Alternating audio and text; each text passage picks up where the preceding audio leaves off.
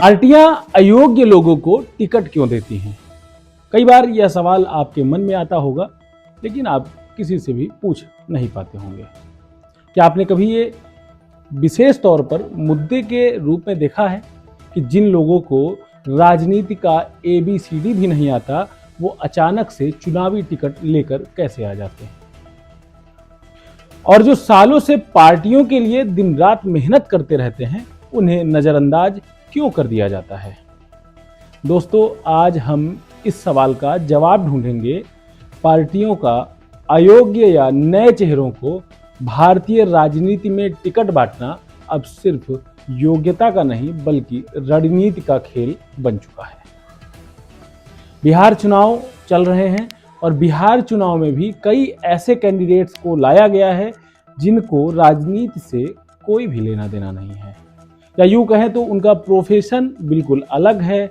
और ऐसे लोग राजनीति के दांवपेच में आकर के अपनी लोकप्रियता का फायदा उठाते हैं और उसके बाद चुनाव जीतकर वापस से अपने बसेरे की तरफ चल देते हैं। कई बार पार्टियों का नेता इसलिए भी बदल दिया जाता है, इसलिए भी उसको टिकट नहीं मिलता और पार्टी उसको जिम्मेदार ठहरा देती है कि आपने काम नहीं किया, आपने भ्रष्टाचार में संलिप्तता दिखाई, क्षेत्र में आप एक्टिव नहीं रहे, इसलिए आपका रिप्लेसमेंट किया जा रहा है।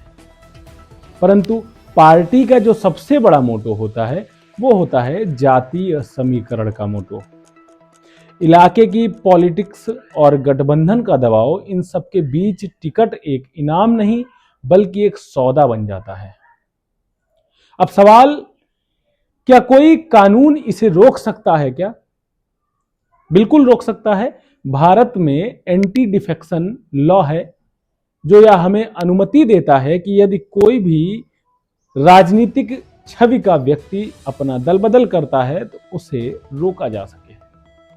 परंतु हर कानून में कुछ अच्छाइयां होती हैं, कुछ बुराइयां होती हैं, और वैसे भी जब राजनीतिक प्रक्रिया की हम बात करते हैं तो देश को कानून देने वाली सर्वोच्च सदन कुछ उसमें ऐसी पॉइंट डाल देते हैं कि जिससे उनका नुकसान ना हो सके और बाद में कोई दल बदल करने वाला व्यक्ति ऐसा ना हो, उनकी पार्टी के लिए ही लाभकारी ना हो पाए।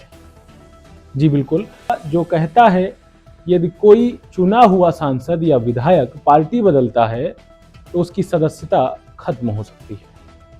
लेकिन ध्यान दीजिएगा, कानूनी दांवपेच भी है इसमें। यह कानून सिर्फ चुने हुए नेताओं पर लागू होता है, उन लोगों पर नहीं जिन्हें पार्टी टिकट बांटती है। जी हां, जिन्हें पार्टी टिकट बांटती है उन पर बिल्कुल भी यह लागू नहीं होता। यही वजह है कि पार्टियां नए या अयोग्य चेहरों को अपनी रणनीति के मुताबिक टिकट दे देती हैं।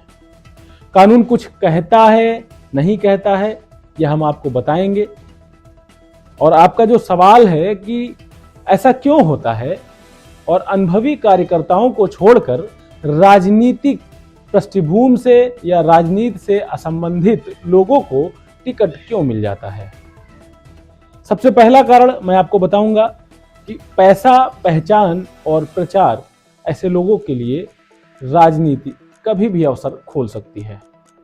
पार्टियां जानती हैं कि आज की राजनीति में जरूरत विचारधारा की है, उतनी ही जरूरत विजिबिलिटी की भी है, यानी कि जो दिखता है वही बिकता है। स्टार पावर अगर है तो पार्टी अगर किसी फिल्म स्टार, क्रिकेटर या सोशल मीडिया इन्फ्लुएंसर को टिकट देता है, जैसा कि बिहार में मैथिली ठाकुर को भी दिया गया है, सबसे बड़ा एग्जाम्पल है और काफी चर्चा का भी विषय रहा है, क्योंकि मैथिली ठाकुर लोक गायिका के रूप में जानी जाती रही हैं। परंतु बिहार चुनाव में उनको टिकट मिलना भारतीय जनता पार्टी से एक अलग खलबली मचाने जैसा है। खैर, राजनीतिक पृष्ठभूमि में यह सब चलता रहता है। तो आते हैं, प्रचार अपने आप कैसे हो जाता है इन लोगों का। अगर स्टार पावर है, विजिबिलिटी ज़्यादा है, इन लोगों को प्रचार करने की ज़्यादा आवश्यकता भी नहीं है, तो पार्टियां सोचती हैं कि इसको ही रेस का घोड़ा बनाया जाए। 2024 के चुनाव में भी कंगना रनौत, गौतम गंभीर और कई सेलिब्रिटी मैदान में उतरे थे, जिनको देश का प्रत्येक व्यक्ति जानता है कि राजनीतिक पृष्ठभूमि में इनको कितनी जानकारी है।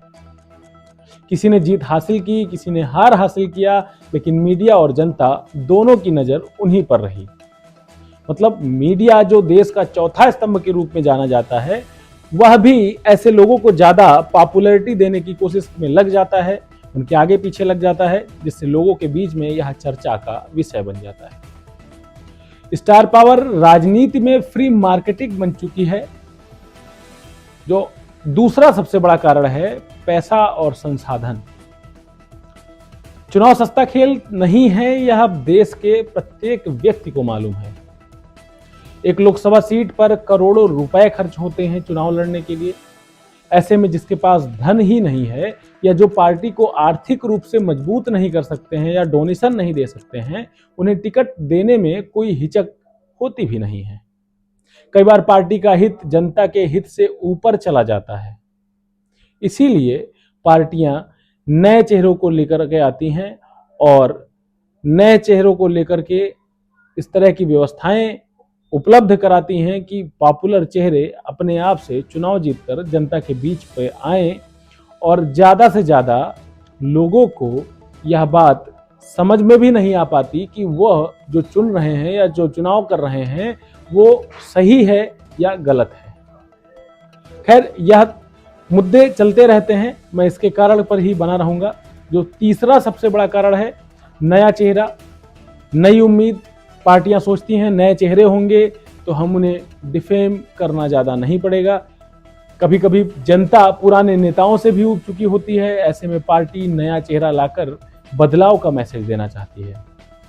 और सीधा फायदा पार्टियों को जो होता है कि उनके जो पुराने नेता होते हैं, पुराने नेताओं के जो भी समस्याएं होती हैं या जो उन्होंने विकास कार्य नहीं किए, उनको डिफेम करने में आसानी होती है। तो उन्होंने काम नहीं किए, इसलिए उनको हटा दिया गया।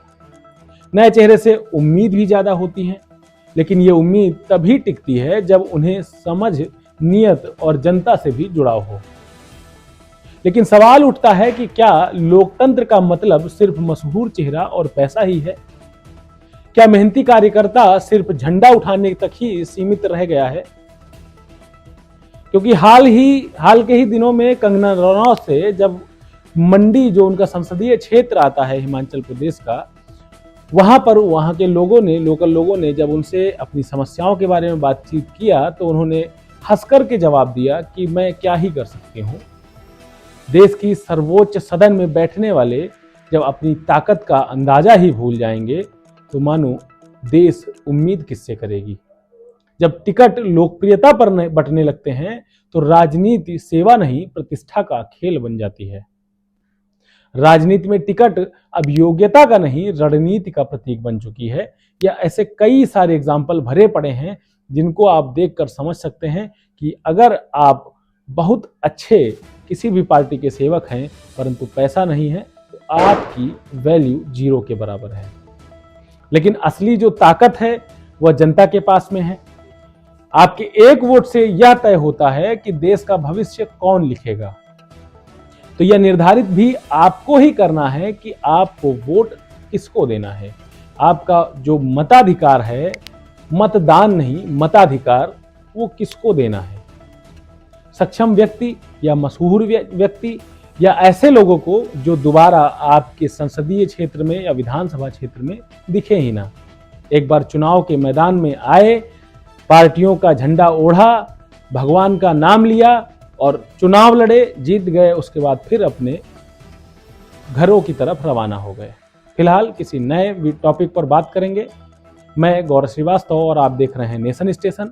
अगर आपको यह विश्लेषण पसंद आया तो वीडियो को ज़्यादा से ज़्यादा शेयर करें, चैनल को सब्सक्राइब करें, लाइक करें, शेयर करें। और आप किस टॉपिक पर आगे वीडियो देखना चाहते हैं हमें कमेंट करके ज़रूर बताएं। तब तक के लिए बने रहिए नेशन स्टेशन के साथ। मैं गौरव श्रीवास्तव, नमस्कार।